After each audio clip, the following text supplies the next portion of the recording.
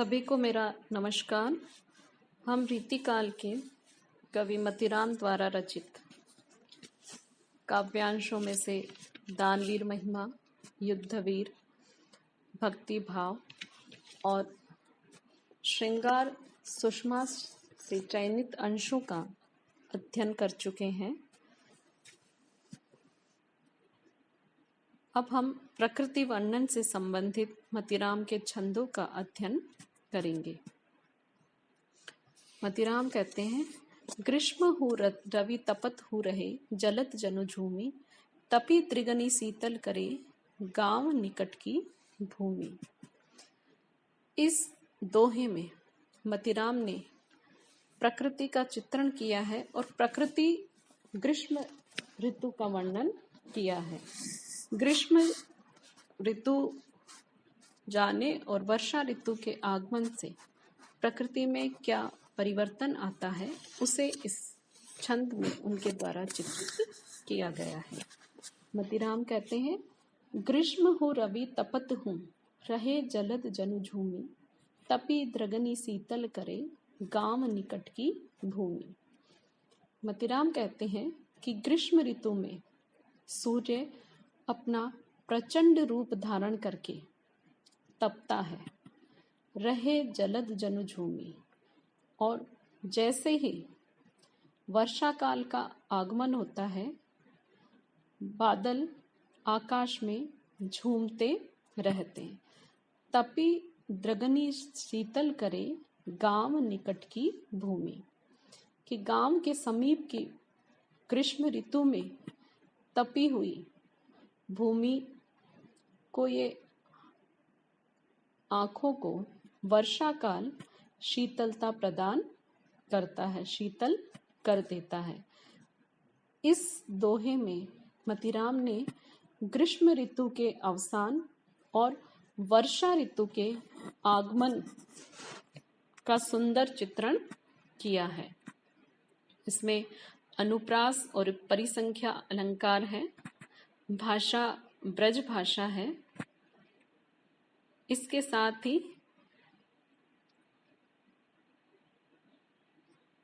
दोहा छंद है।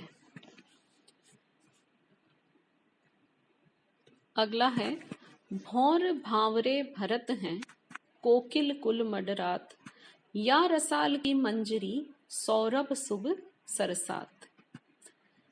यह छंद भी मतीराम द्वारा रचित प्रकृति वर्णन में से लिया गया है, जिसमें वसंत ऋतु की प्राकृतिक सौंदर्यमयी छटा का सुंदर चित्रण करते हुए मतीराम खुद कहते हैं, भोरे भांवरे भरत है, कि वसंत ऋतु में सौरभ शुभ सरसात, या भोरे भांवरे भरत है, कोकिल कुल मडरात, कि वसंत ऋतु में भौरों के समूह पुष्प गुच्छों और डालियों पर चक्कर काट रहे हैं, अर्थात मंडरा रहे हैं, और कोयलों के समूह भी उड़ रहे हैं। या रसाल की मंजरी, सौरभ शुभ सरसात। इस वसंत ऋतु में आम के बोर पर मन भावन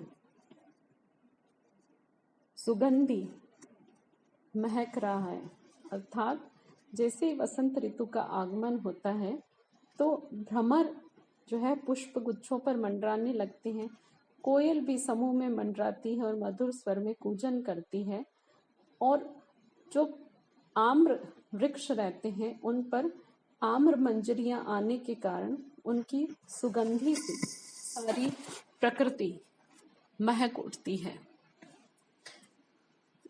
इस छंद में मतीराम ने वसंत ऋतु के आगमन के साथ ही प्रकृति में आए परिवर्तन और भ्रमर और कोयल के स्वभाव का सुंदर चित्रण किया है।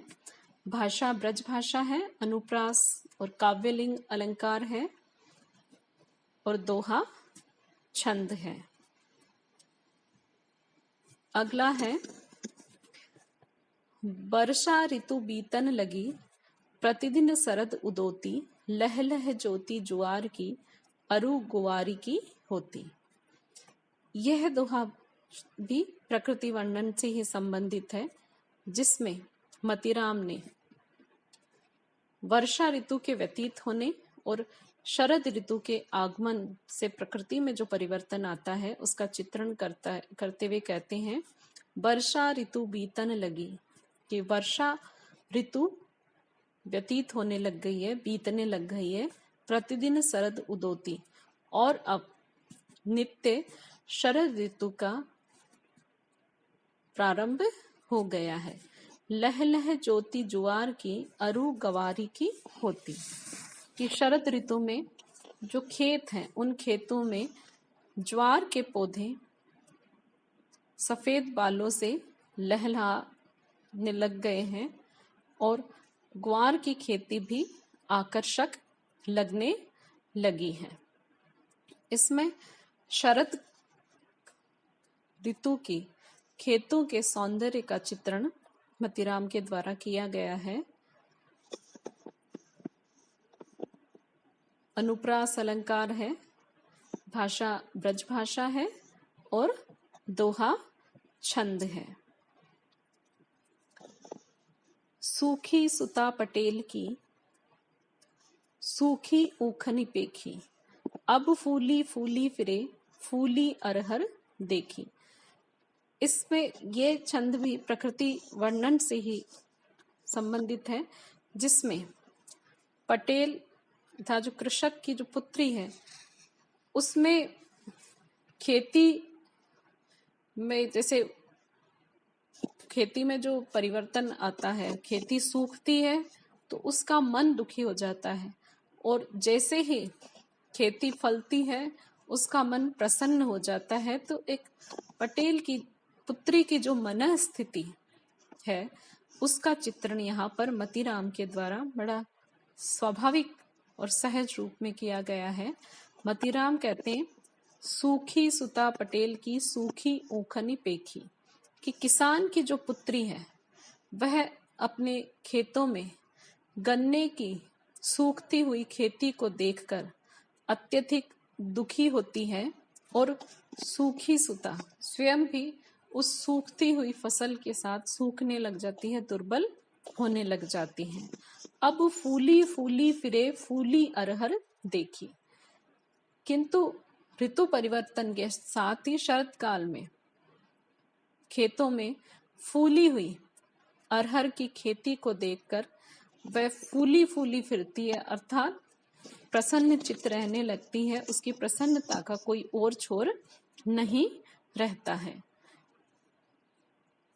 ऋतु परिवर्तन के साथ फसलें लहराने लगती है तो कृषक परिवार में विशेष रूप से कृषक की पुत्री के मनोभावों में जो परिवर्तन आता है, ऋतु परिवर्तन के साथ अपने पिता के खेतों को देखकर उसका बड़ा स्वाभाविक चित्रण यहाँ पर मतीराम के द्वारा किया गया है। इसमें हम ये देखते हैं कि मतीराम ने जो रीतिकाल में सामान्य जन से जुड़ाव कवियों का कम रहा है, यहाँ हम देखते हैं कि एक साधारण कृषक पुत्री की व्यथा और प्रसन्नता अपने पिता के खेतों में सूखती फसल और लहराती फसल को देखकर उसकी मनोस्थिति में, मनोभावों में जो परिवर्तन आता है उसका बड़ा स्वाभाविक और सुंदर चित्रण मतीराम के द्वारा किया गया है, जो रीतिकाल की परंपरा से अलग है। इसमें आम जन को मतीराम ने लिया है। इसमें पुनरुक्ति प्रकाश और यमक अलंकार है, भाषा ब्रज भाषा है और दोहा छंद है। अगला छंद है, ग्रीष्म ऋतु की धूप हरी, चली बाल बन कुंज, अंग लपही तीछन लुए, मलय पवन के पुंज। इसमें ग्रीष्म ऋतु में तेज लुएं चलती हैं, लू चलने लग जाती है। तो एक नायिका अपने प्रीतम से मिलने जा रही है तो उसका इसमें चित्रण हुआ है। ग्रीष्म ऋतु की दोपहरी चली बाल बन कुंज, कि ग्रीष्म ऋतु की दोपहरी में चलने वाली लू से शरीर पसीने से लथपथ हो जाता है। चली बाल बन कुंज, तो इसी कारण दोपहरी का तपती हुई लू से बचने के लिए एक नायिका उपवन के कुंजों में चली जाती है। अंग लपही तीछन लुए मलय पवन के पुंज, वहां पर वह तीक्ष्ण लुओं से उसका शरीर जो है वह बच जाता है और उस कुंज में मलिया चलकी सी शीतल सुगंधित हवा के झोंकों से उस नायिका को ग्रीष्म लू के थपेड़ों से राहत मिलती है। इसमें ग्रीष्म ऋतु की तीक्ष्णता का वर्णन मतीराम के द्वारा किया गया है। इसमें अनुप्रास और विरोधाभास अलंकार का प्रयोग हुआ है। भाषा ब्रज भाषा है और दोहा छंद है।